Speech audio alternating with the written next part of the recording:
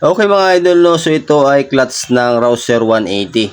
Okay, so ito mga idol, advice lang, huwag nyo nang ilagay ang maliit na lining kung wala na yung pressure plate para hindi kayo magkakamali, ano. So ang gagawin nyo na ay diretso na siya ng lining plate. Yan, lining plate na.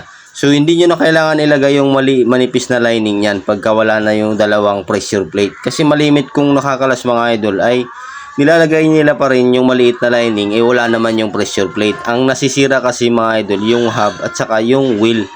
Okay, so dapat hindi nyo na isasama yon pagka wala na yung pinaka pressure plate. Dapat diretso ng lining plate kung wala na yung dalawang pressure plate na yan.